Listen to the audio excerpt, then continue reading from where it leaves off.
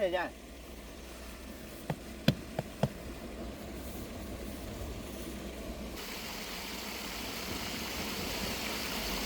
Không còn được á.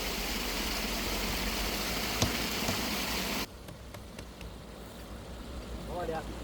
Ngon lắm.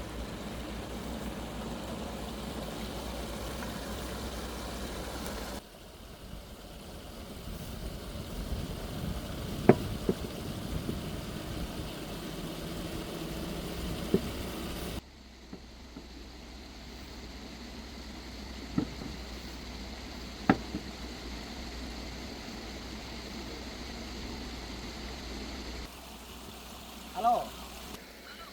Vâng, anh có cái xe cần sửa ấy. Anh ở chỗ nào nhỉ? Anh ở chỗ bờ ao ấy. Bờ ao. Vâng, đúng rồi. Về, Vâng. về hôm anh sửa ấy. Vâng, Vào bây giờ nhé. vâng, về hôm anh sửa ấy. Vâng. Vâng.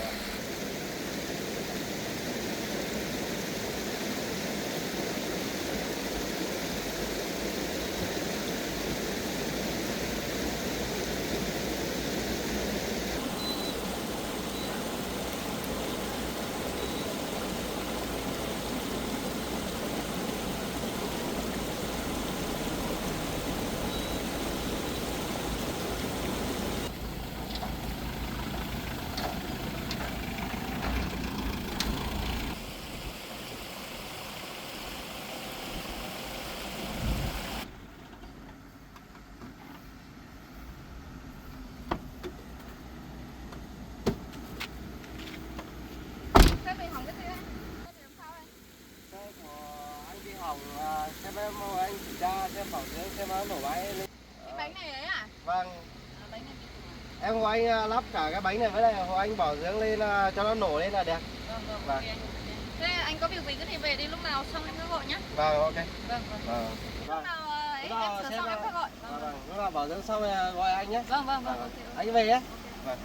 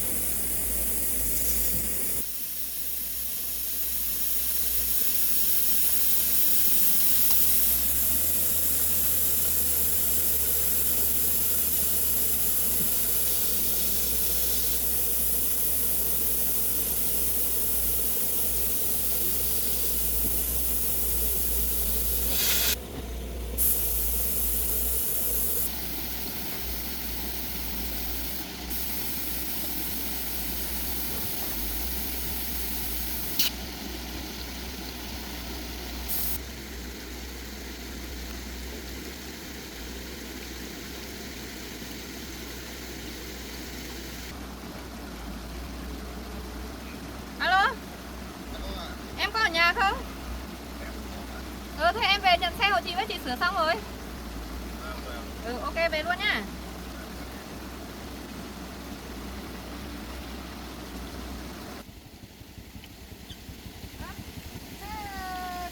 Em hôm qua đâu? Em thì của anh phải cho xe. Em biết hồn nhà.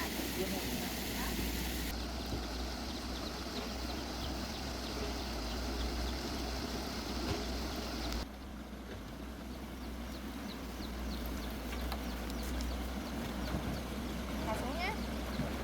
Kia. Tôi lên trên tí nữa. Đấy. Xe hết bao tiền chị nhỉ? Của em hết 300. 300 à? Ừ. Kia về bảo anh kia nhé. Vâng. Kia là anh trai à? Đây là anh trai à? Cảm ơn nhé. Vâng. Nhưng mà có gì hỏng hóc về gọi chị chuyển. Vâng.